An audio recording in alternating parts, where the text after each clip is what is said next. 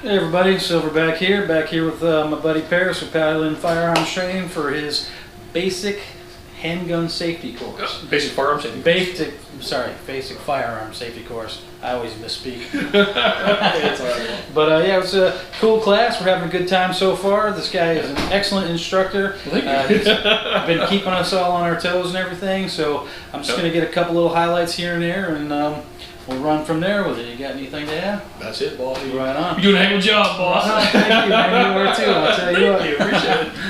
Cool, boss. Let's talk about actual actions. What is the action? Action is very simple. It's actually how the firearm works. So let's actually focus on firearms, handguns. So action is this: how the springs, the cogs, the shears, everything works in unison as a team to function to make the handgun work. All right. For an example, before we get into it, let me pass around these. Pass around some hors d'oeuvres. These are what you call snap caps, or training rounds, dummy rounds. There's no powder in them. There's nothing, there's no powder charge. They're just made out of brass, silicone, plastic, and rubber, all right? And what they're used for to help you increase your, remember the gross and fine motor skills? Loading and unloading a magazine and or revolver, all right? When you dry fire your firearm, that means loading your handgun up or cocking your hammer back on a revolver and just pulling the trigger, and there's nothing in the chamber. That's called a dry fire. There's nothing wrong with dry fire. Some manufacturers of firearms will allow you to dry fire, okay? I do not recommend at all to dry fire your firearm. Why? It can cause damage to your firing pin. Not all, but some damage, okay? For an example, let's just say here's your firing pin itself, okay? Here's your firing pin, okay? Your firing pin travels in a linear motion, okay? Just for argument's sake, let's just say it goes forward 1/4 inch, okay? And then it hits the actual primer, 1/4 inch, pow. And then it does a whole bang. If there's nothing in there for that firing pin to hit, now the actual firing pin is going, instead of a 1/4 inch, it's going now a full 1/2 inch forward. So what's going to happen is it's going to battle harden the actual shaft part of the firing pin. Because you got to remember, the tip or top portion of the actual firing pin is hardened somewhat. It takes a lot of impacts. And the shaft has to be soft to transmit that actual shock and energy via the frame. But if the tip and the shaft are really brittle hard, it's going to snap. I mean, it's not going to happen a lot. It's not a common thing, but it's possibly out there. So I recommend to use a training aid or a dummy round. Here's an example. When you're out buying a brand new printer for your computer, are they expensive? Printers are really not that expensive at all. What is expensive when it comes to buying a printer? The ink. Yes, sir, you are right. The ink is expensive for a printer. Is a firing pin expensive? Probably not.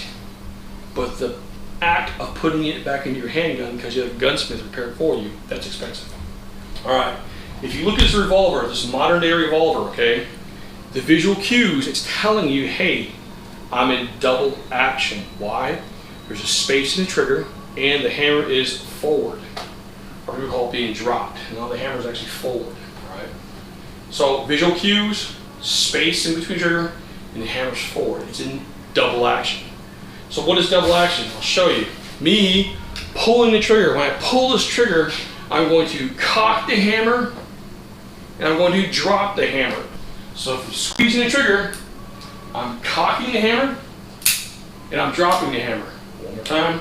I'm cocking the hammer, and I'm dropping the hammer. One more time, cocking the hammer, and I'm dropping the hammer. Double action. Cocking the hammer, dropping the hammer. Double action, okay? So I'm doing 2 actions. Single action, a true single action revolver, you have to manually every single time pull back the hammer. Then pull the trigger. But the visual cues is less space in the trigger. Less space, hammer is cocked back. Less space, hammer is cocked back. It's in single action, meaning the trigger has one job and one job only, and that's to drop the hammer or to release the hammer. Makes me think of old westerns when they shot. They went like that's called fanning. It was meant for suppressiveness. Someone led down range to hold the bad guy down, but it didn't work because the mechanics failed every time. So Hollywood really actually seasoned that a lot. All right, but people did use it. Now, here's the actual single action. If you look at it, space here and hammer's cocked back. The hammer or the trigger does one job and one job only. So right here, when you squeeze it, right, it's very light, very easy. Do you agree or disagree? It's in triple action. Triple? Good. Yes. Oh, she's quick. Wow. Here's what people kind of really mess up the issues between thumbing down a revolver, right, and decocking a semi-automatic handgun. Here's the difference. How do you change the action? Built inside, all right, integral, built inside is a device called a decocker. If you pull this lever towards the ground, right, if you're holding it, it's going to change the action from single action versus double action. Okay, and I'll tell you why it's important to use the decocker. All right. Do not thumb down a semi-automatic, and I promise you it will go off. There's no way, shape, or form about that. Why? Let me just show you. Here's a hammer, and right here, that little bulbous thing in the back, you see it? That's the actual firing pin. It is exposed. This is the firing pin right here. Oh, yeah. That is exposed. See the firing pin right here? Yep.